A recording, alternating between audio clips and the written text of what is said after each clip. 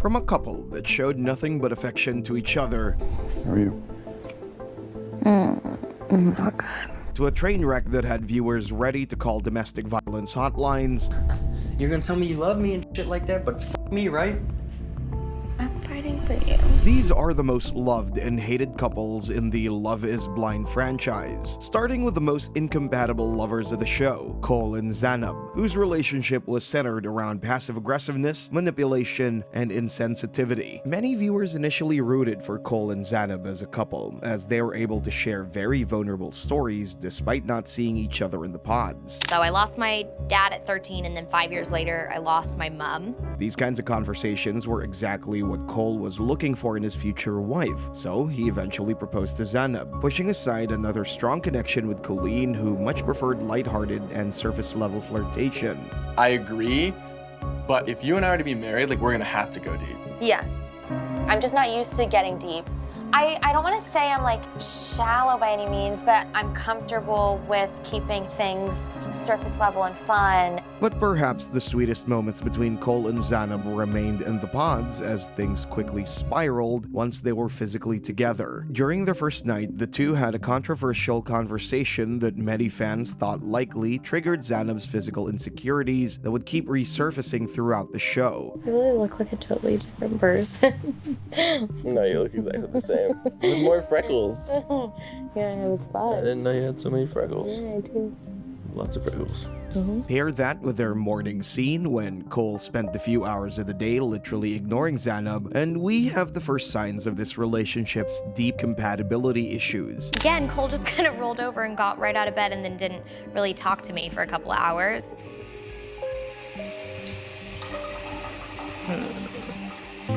As a woman, I think it's just very easy to get in your head about those things. And really, the couple's fallout only goes downward from here. Cole admits that Colleen is more his type, not just during a private interview. Colleen is the type of girl I'd normally go for, but I am an engaged man now, so...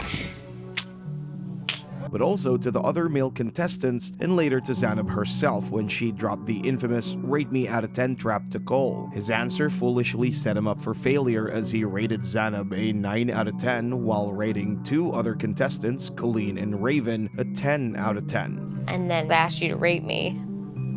I was like, you're a 9 out of 10. Uh-huh. And then you were like, is there anyone here who you think is a 10 out of 10? I was just like... Yeah, Colleen. I was like, maybe one person, which... No, you said two people. Duh. Raven and Colleen, which like, I mean, come on, duh. But still though, super shitty to hear. And I gave you a 9 out of 10. Do you realize I give like 80% of the women in the world like less than a 7? I gave you a 9 out of 10. That's fine. It's fine. It's really crappy to hear that. This is probably the exact moment the two started seeing all the faults at each other, such as Zanab nitpicking at everything Cole did during their surprise dinner, and Cole straight up asking whether she was bipolar. I'm not gonna sit here and convince you. I am a great, great girl. Your family would be crazy not to love me. I am a catch of the century. I am. Except for when you have a bad attitude. Are you bipolar? We're having a very serious conversation. What so did I I'd love ask to you know. just now? I asked you a question. You asked if I was bipolar. Oh, are you bipolar? Are you projecting? It was very clear how this couple's personality clashes made them a huge mismatch, and there were simply too many cracks in this relationship for it to ever work. Please stop being an asshole. I'm not Right being an now. asshole. Yes, you are. No, I'm not. Yes, you are. I'm saying stop making this like it's me. You didn't have to walk away, Zay. This heated argument was just 2 days before the wedding that gave birth to one of the most unforgettable, never-before-seen moments at any altar in history. I think I have a really good idea about the type of woman that's gonna love you the way that Cole needs to be loved every day for the rest of your life. And I think you and I both know that that is not me. You have disrespected me. You have insulted me. You have critiqued me. And for what it is worth, you have single-handedly shattered my self-confidence. And I hate that you have had that kind of effect on me.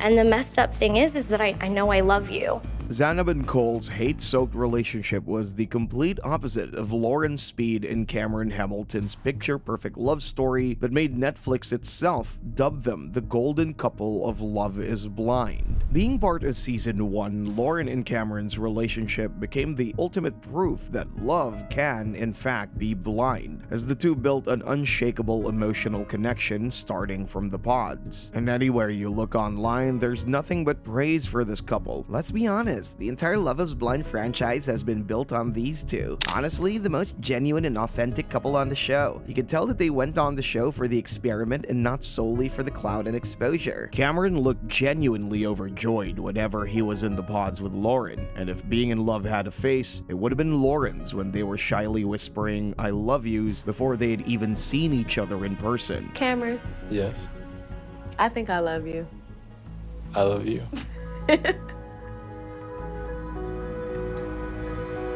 Wow. I love you. I love you. Did we just say that? Yeah. The couple's theme of authentic love echoed throughout the season and was most evident in wholesome moments like their morning cuddles, Cameron rapping nervously in front of Lauren's mom, and their fairy tale-like wedding. But beyond just being another reality TV romance, Lauren and Cameron were an inspiration for many viewers, with fans saying, "What I like most about Cameron and Lauren's relationship is that a black woman is being respected and adored on in national television. Seeing someone, and a white man no less, treat an amazing woman with love, respect, and sincerity, so refreshing." Perhaps the only flaw anyone ever really managed to pin on the two was their clinginess with each other, which felt a little over the top for some. Doesn't anyone get bothered by the extreme clinginess of Cameron? But of course, the couple's fans were quick to clap back, saying, "I don't think it's weird. In the beginning of any relationship where there's always intense feelings and intense attraction, it gets like that. We just don't notice it because we aren't watching ourselves." Well, it's great you aren't dating then. Lauren has said in interviews that more often than not, they can't keep their hands off of each other. Well, it's clear that Lauren didn't personally mind the affection because the couple is still the longest lasting pair in the entire franchise. The two now run a YouTube channel called Hanging with the Hamiltons. They're expecting their first baby, and they're still just as madly in love as they were on day one. A stark contrast to Jimmy and Chelsea from season 6, who immediately looked incredibly uncomfortable and awkward with each other's presence. Jimmy and Chelsea were one of the 5 couples to get engaged in the pods in season 6, but it was clear to everyone that these two never really felt sure about each other. Until the last days leading up to proposals, Jimmy was still reassuring another participant, Jessica, of how he felt for her. I have very strong feelings for you, and I want you to know that. How I feel about you goes without saying. And this reassurance happened only moments before Jimmy also confessed "I love you" to Chelsea. It's been a long time since I've felt this way about someone, but I love you, Chelsea.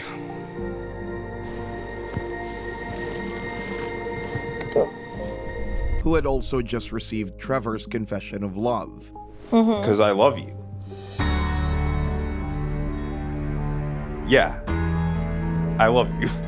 Jimmy and Chelsea never shared an intimate emotional journey in the pods, as each found themselves caught in their own messy love triangles. And as the 10-day deadline drew near, their social setup started to feel more like an elimination game rather than a declaration of feelings. Between his two options, Jimmy picked Chelsea, and viewers suspected it was mostly because she said people often tell her that she looks like Megan Fox. Do you ever get told you look like a celebrity? Yeah, Do you? I do. I do too. All the time on the plane, I get one person. And it's just because I have dark hair and blue eyes. Ooh. But I don't see it, so don't get excited. Say it. It's MG. I don't even know if it's MGK's wife or his girlfriend. Megan Fox? Did you say you look like Megan Fox? Chelsea accepted Jimmy's proposal despite having stronger chemistry with Trevor, an odd choice that had fans thinking that she probably would have said yes to whichever of the two proposed first. Unfortunately, the couple's not-so-romantic foundation would only continue to crumble once they stepped out of the ponds, creating enough drama to make an unexpected licensed marriage and family therapist literally react this way. Even as a therapist, this has to be one of the most exhausting relationships that I have ever witnessed in my life. When the two finally met each other for the first time, the first thing that struck viewers was how Jimmy couldn't hide his disappointment when he saw Chelsea in person. Although his now fiancée tried to compliment his appearance, all he praised was her dress, while mumbling that Chelsea had lied about something. You're so handsome. Thank you. Oh my goodness. Like a dress. Thank you. It's good on you. You like my tats? Dude, I gotta look at these. I actually thought that you were lying to me for a little bit because I got in my head about. You're surprised I'm not tattooed from. Yeah, not that, but other things. Jimmy later clarified what that mumbling meant during his solo interview. She definitely lied to me on some how she looked. Chelsea told me she looked like Megan Fox. I'm so sweaty. But at the end of the day, it doesn't really matter. I'm very attracted to her. I can work with that.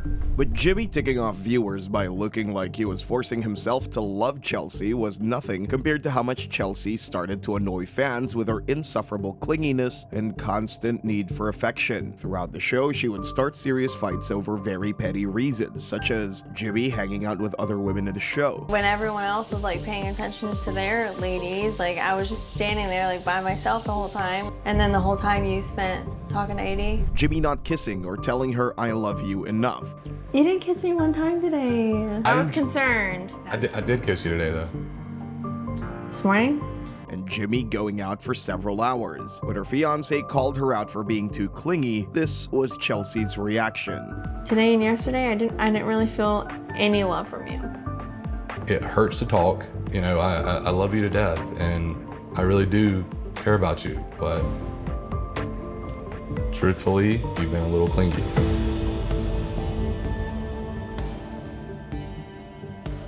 Clingy? Well, you're saying you want me to give you more love and affection, and I feel like you're giving me too much. Clingy? I felt like... Are you fucking kidding me? You mean you're calling me clingy? That was f***ing rude. I have told you I love you more than any of the guys have told their fiancés. That's a fact. At some point, Jimmy just looked exhausted as he tried to keep up with the demands of his fiancée, who was nowhere near his expectations. So it's no surprise that he eventually called off the engagement. But are we gonna get married? Because I haven't even got a grasp of where you're at. I love you to death, and I want a relationship with you, and I want us to work so bad. Mm-hmm. But I don't want to go to the altar. I can't.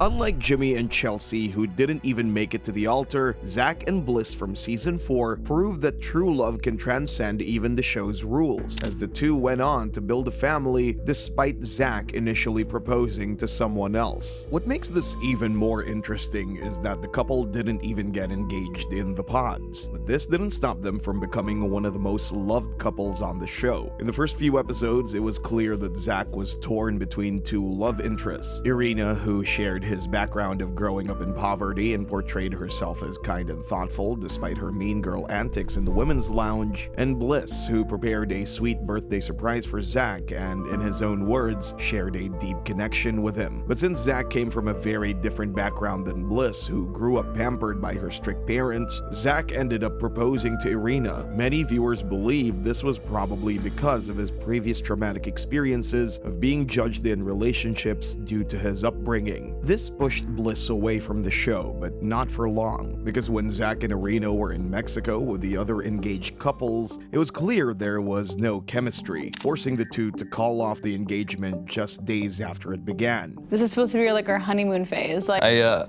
think we should call it. I don't think it's gonna work out.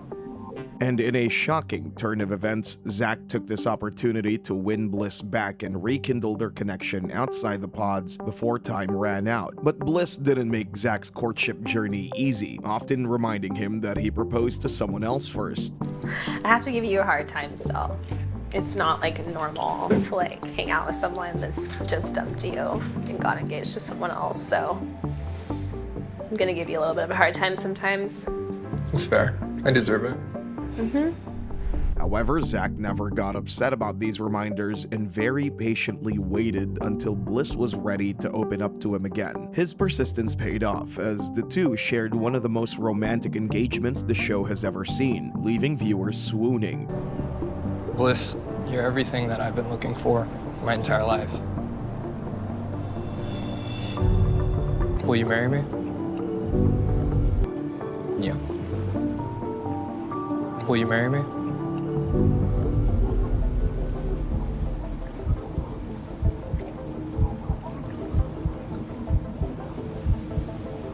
Yeah.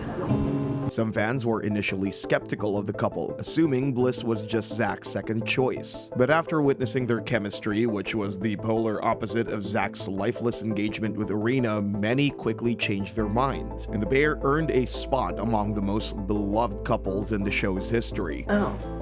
You know, a big part of me does want to pursue things with him because I deeply love him. The physical aspect definitely matters, but if the question is, can you really fall in love? Despite not following the franchise's usual love story pattern, Zach and Bliss got married on Love is Blind and are now happily raising a family with their first baby girl, uniquely named Galileo. Just like how Zach's decision to end his engagement with Irina led to a healthier path, Hannah and Nick's breakup ultimately proved to be the better choice, as their relationship had become a textbook example of contempt and cruelty disguised as love. Their journey in the show started off on the wrong foot, as their conversations often revolved around looks, completely missing the point of the experiment. It didn't take long for viewers to realize that Hannah was probably only dating Nick because of how he described his appearance. Gosh, I'm a little bit better looking than Travis, but Okay, hey. okay. My celebrity crush.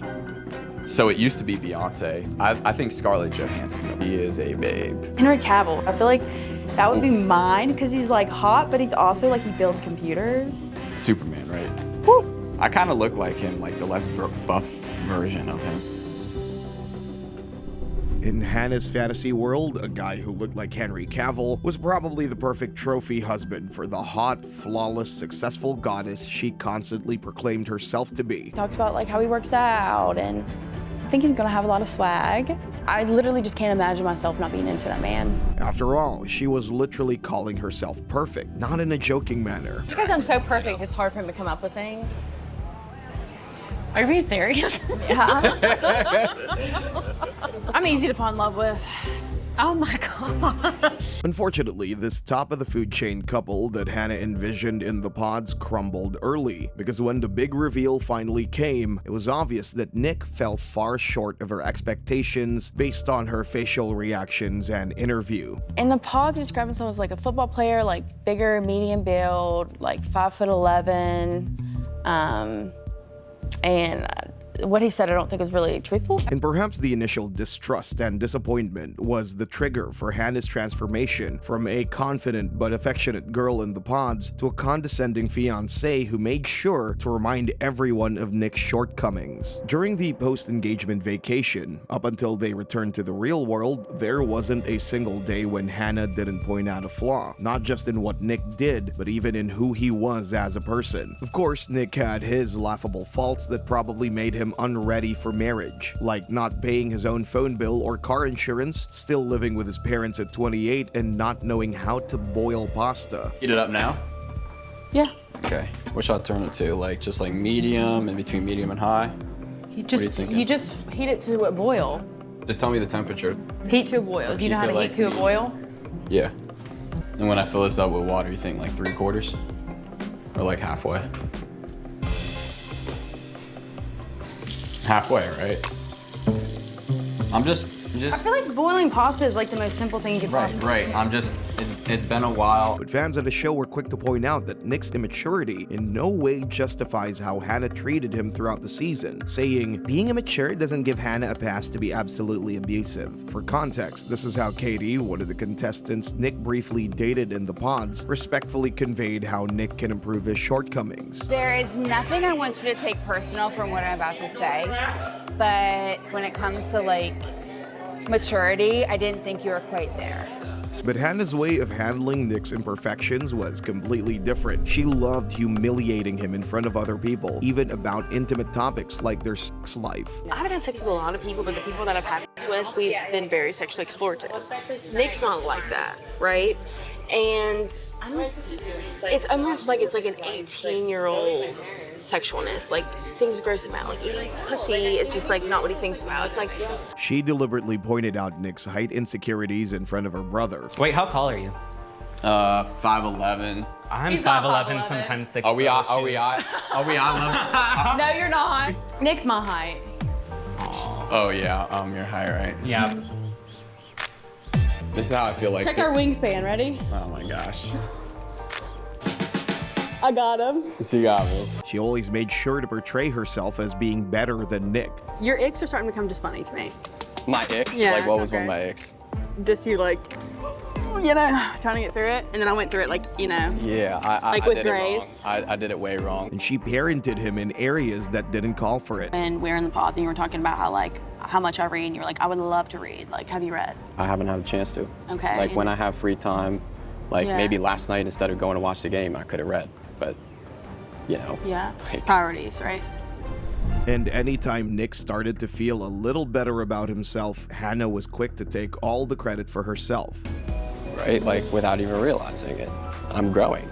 Behind every great man is a greater woman, you know? Yeah, for sure. At this point, it was obvious to everyone how toxic this relationship was becoming. Hannah literally wanted to break that man. Her cruelty and emotional abuse was on a level that I've never seen. I hope Nick learns to never let anyone treat him like that again. As expected by many, the two didn't make it to the altar. Hannah broke off the engagement with some demeaning speech, and when asked to reflect on her time in the show during the reunion, here's all she had to say. My personality is I'm very to the point, I'm very direct, that's just who I am. I'm very blunt.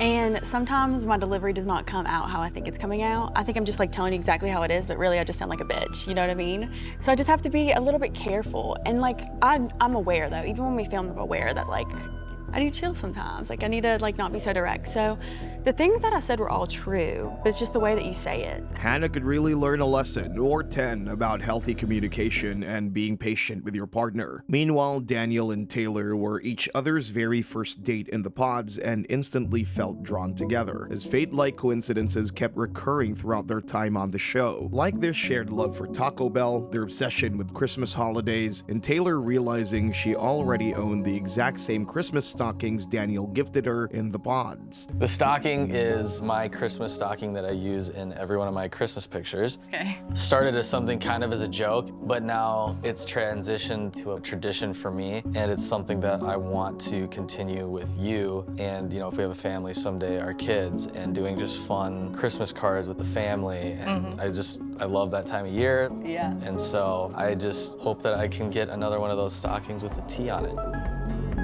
So I actually already have this exact stocking with a T on it. Are you serious? Yes.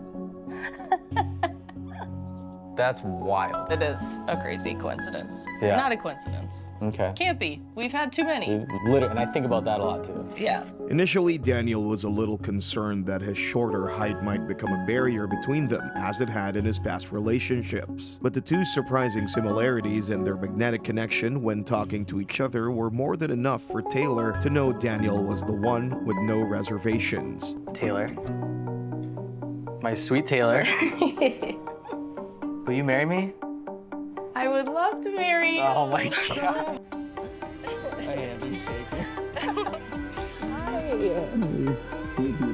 The proposal and big reveal brought smiles to everyone watching the show, as the two looked genuinely happy to be in each other's arms. But in a strange twist of events, an almost thriller-like tension unfolded between the couple. Taylor began feeling that Daniel's face looked oddly familiar, almost as if she'd seen him before. She speculated that he might have followed her on Instagram prior to joining the show and unfollowed immediately after he'd gathered enough information about Taylor. When the doors opened last night, that was not the first time that he saw me. A couple months ago, I remember getting a follow request, and I'm fairly positive that Daniel followed me on Instagram not long before coming to the show. If this allegation was true, that would have meant Daniel wasn't truly blind to what Taylor looked like, and all those fate-like coincidences could potentially have been fabricated by him to force a connection with Taylor. Taylor's speculation and concerns grew so intense that a producer had to step in and let her use her phone to verify the truth. Taylor, if you like the answers that you need, we're willing to give you your phone. Oh, wow. But after checking, it turned out that Daniel never followed the account, and all her worries were unfounded. If this had happened to any other couple, this level of suspicion could have easily ended the engagement. But for these two, the conflict became a defining moment where Daniel showed who he truly was as a partner, as not once did he react aggressively to the accusations. In fact, during these times when Taylor started to feel bad about what happened, Daniel was quick to reassure her. I still feel really bad about that whole situation. Don't feel bad. I totally get it. Yeah. I would have felt the same way if I was in your shoes. Mhm. You know, it was a view into how we handle things together. Yeah. And I thought like we handled it well together. Yeah. Calm my spiraling mind. I got you. Because it happens.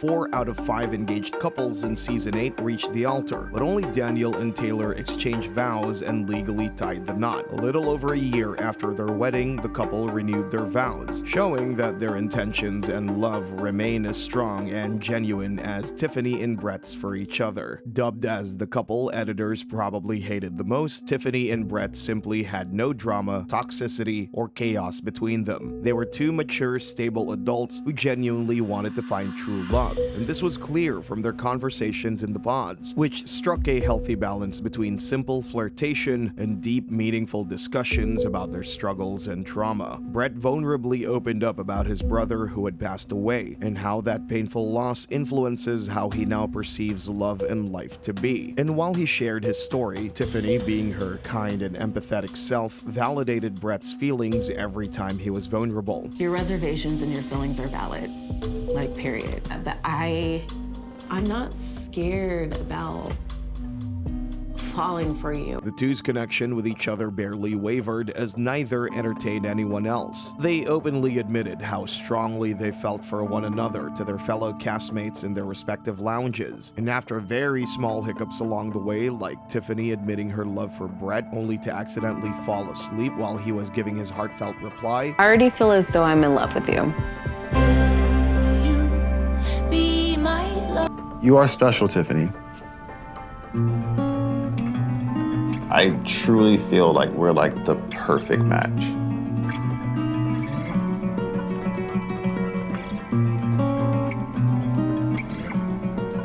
Are you there?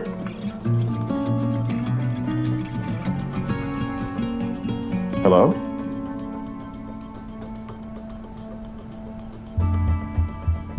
the two laughed it off and got engaged, fully confident in the connection they felt. From here on, all the scenes with this couple almost feel like a scripted happy ending, as they never nitpicked, yelled, or tore each other down. Their relationship looked so healthy that some considered their dynamics boring, but the kind of boring we'd all actually want in our own relationships. It just doesn't make good TV though. Fans rejoiced when Brett and Tiffany got married on the show, which was the complete opposite of how people reacted when Matt and Colleen, a walking red flag of a couple, got married in season 3. Colleen certainly wasn't lying when she told Cole, the very first guy on this list, that she preferred surface level connections, because what ultimately drew her to Matt was possibly the most basic line ever, yet it was enough for someone like Colleen, who had just been rejected back to back by both Cole and Brennan, to be swayed. I think you're perfect. Really? Absolutely. Are you Okay. kidding me? You sound so cute.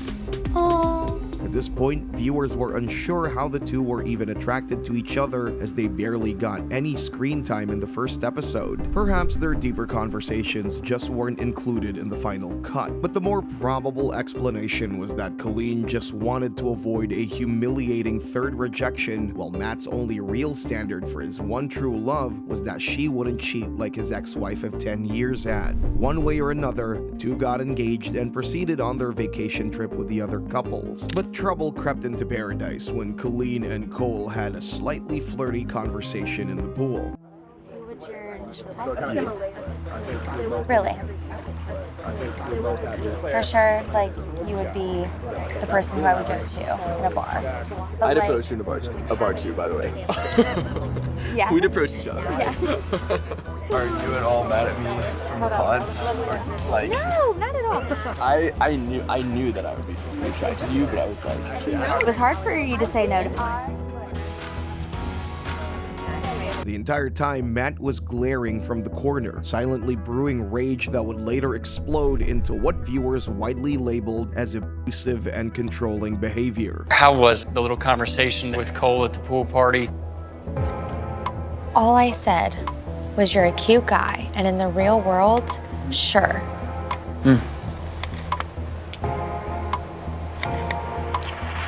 What's the real world?